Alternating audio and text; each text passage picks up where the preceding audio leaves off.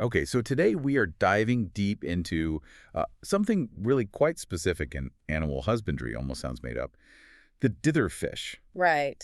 This is apparently a fish whose whole job, its function in an aquarium, is just to project calm, Hmm. to be a sort of beacon of safety. Exactly. And it's supposed to be so effective that it actually changes how shyer, more, stressed out fish behave. It's fascinating, isn't it? Because usually we're looking at how a stressed animal reacts, but this flips it. Yeah, this is about how a non-stressed animal can almost be like a therapeutic tool, and we've got some great source material for this. What are we going on? It's mainly Notes on Fishkeeping, Part 153. It gives this really clear case study, specifically using the common guppy, and it looks at why they work so well in this dither role, building on an older piece, post 140, that first sort of identified this mechanism. Okay, so that's our mission then. That We need to unpack the behavioral science behind this tiny common guppy. How can its presence, just being there, override these really deep survival instincts in another fish? Yeah, what makes it the confident counselor in the tank? Let's start with the basics. Okay. What exactly is a dither fish? Can you give us the formal definition? Sure. So basically, a dither fish is a species you introduce deliberately into an aquarium. And the goal is to reduce stress and encourage more natural, kind of outgoing behavior in other fish, the ones that tend to be shy or easily stressed. The target species. Right, the target species. So the dither fish acts like a constant swimming, all clear signal. Everything's fine out here. Okay, I get the utility there. If you're, say, a cautious fish hiding out, and you constantly see a smaller, maybe more vulnerable fish swimming happily out in the open. It suggests the coast is clear. Exactly. They're like living litmus tests for safety. Okay. Now, in these notes, the specific patient, let's call it, is the Golden Gourami. And before the guppies were introduced, this gourami was, well, textbook stressed. Can you paint a picture of that baseline for us? What was life like for this gourami before the therapy started? Well, it was all about hiding, total concealment. The gourami spent pretty much all its time deep within dense plants. The notes even mention it loved the cover of common salvinia, that floating plant. Oh, yeah, it creates like a roof.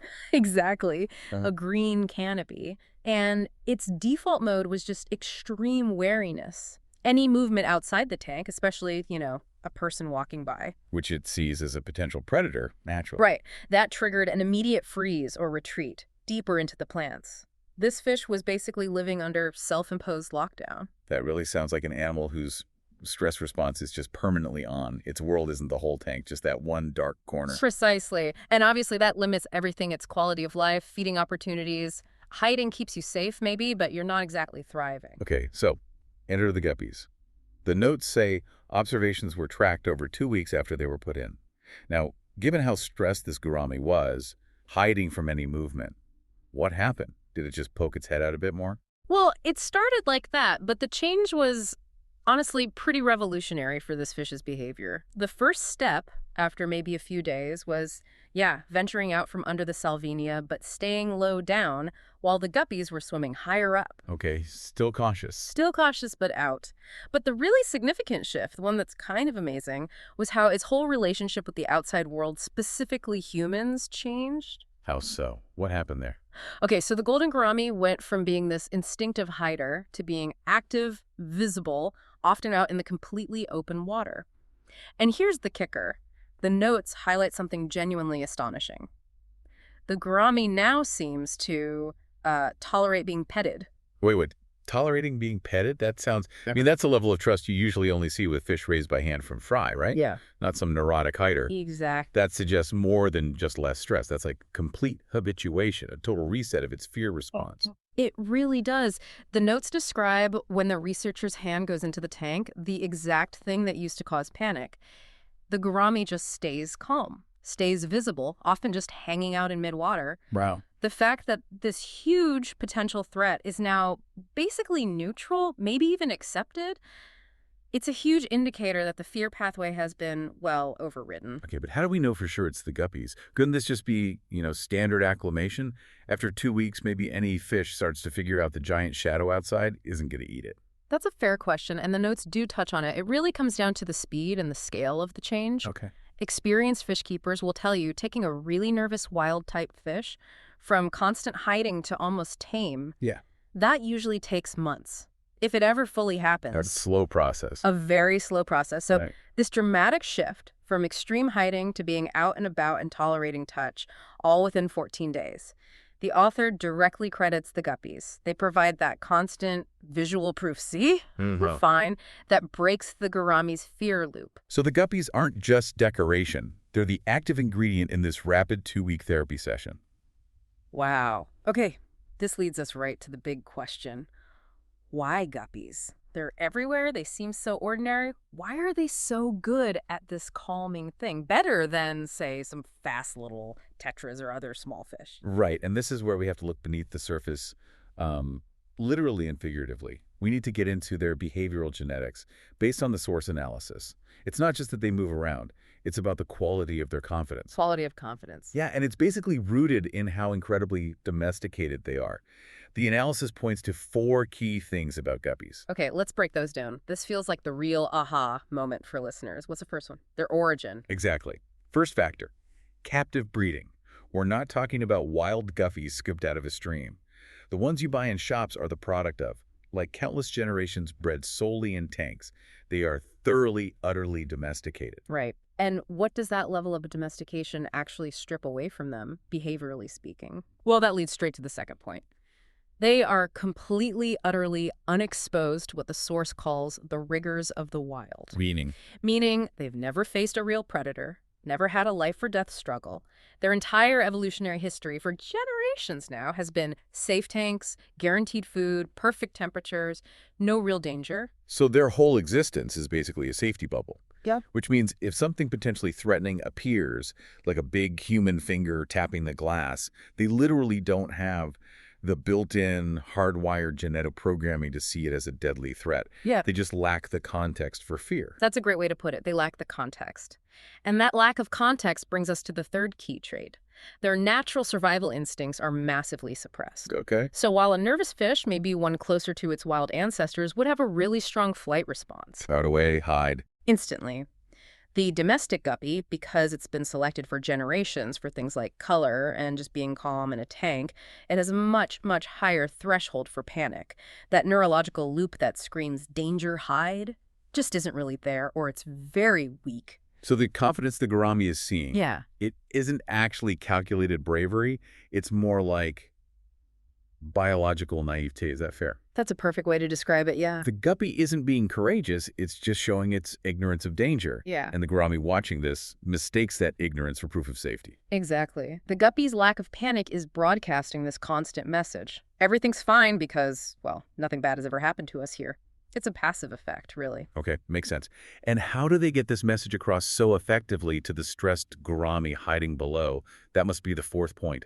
Visibility. It's absolutely essential. Guppies naturally are diurnal active during the day, and they're very social. They're always moving, always exploring, always foraging, and crucially, they hang out consistently in the most visible parts of the tank, the mid-water to the surface levels. Why does being near the surface matter so much to a fish hiding near the bottom?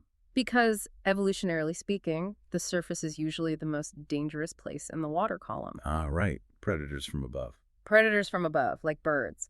Plus, that's often where feeding happens, where competition is high, and importantly, it's where that big, scary human outside the tank is most obvious. Oh, okay. So if a small, often brightly colored fish is just casually swimming around, totally exposed right there at the surface, and it's not getting instantly eaten, the message to the wary gourami hiding under its salvinia roof is overwhelming. It must be thinking, well, if they're okay up there in the danger zone, then it must be safe down here too. Precisely. It's like a constant, high-visibility reassurance signal. If the fish in the most vulnerable spot seem completely unbothered, the fish in the safest spot can finally afford to relax a bit. It's really elegant in a way. But I wonder, is this effect permanent? Once the gourami calms down, does it stay calm without the guppies?